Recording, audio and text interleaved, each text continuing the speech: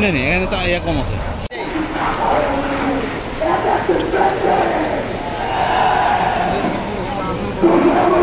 বৃষ্টি উপেক্ষা করে শিক্ষার্থীদের কোটা বিরোধী আন্দোলন চলছে। এই মুহূর্তে তারা অবস্থান করছে ঢাকার অন্যতম ব্যস্ত একটি জায়গা শাহবাগ মোড়ে।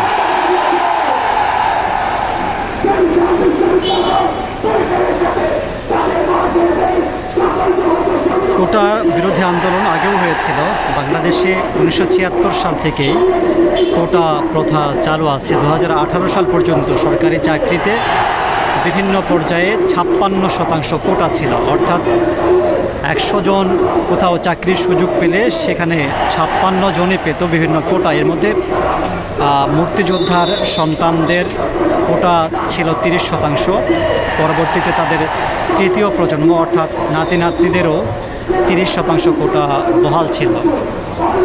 এরপরে জেলা কোটা 10% এবং নারী কোটা 10%, 5% হচ্ছে ক্ষুদ্র নৃগোষ্ঠী এবং 1% ছিল প্রতিবন্ধী কোটা, অর্থাৎ সব মিলায় 56% কোটা ছিল। সেটি শিক্ষার্থীদের আন্দোলনের মুখে 2018 সালে একটি পরিপত্র জারি করা হয়। তখন বলা হয়েছিল যে প্রথম এবং দ্বিতীয় শ্রেণীর চাকরিতে কোনো ধরনের কোটা আসলে থাকবে না।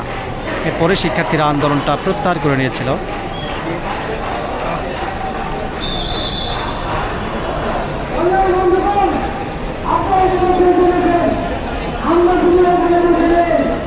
কিন্তু 2021 সালে মুক্তিযোদ্ধার সন্তানরা আবার একটা রিট করেন এবং রিটের প্রেক্ষিতে হাইকোর্ট ওই পরিপত্রকে অবৈধ ঘোষণা করলে আবার কোটা পদ্ধতি বহাল থাকে, যেটি আপিল করা হয়। আপিল বিভাগেও বিচারক আসলে হাইকোর্টের সেই রায়টি বহাল রাখেন এবং এর প্রতিবাদেই ঢাকা বিশ্ববিদ্যালয় সহ সারা দেশে কোটা বিরোধী আন্দোলন বেগবান হয় এবং শিক্ষার্থীরা রাস্তায় নেমে আসছে।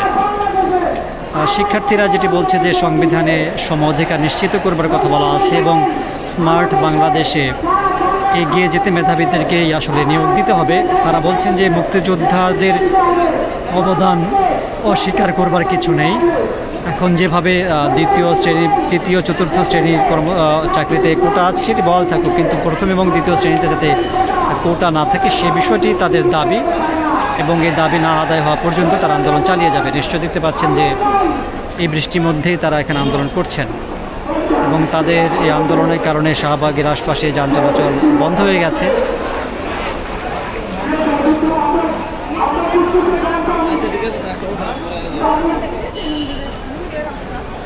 আমরা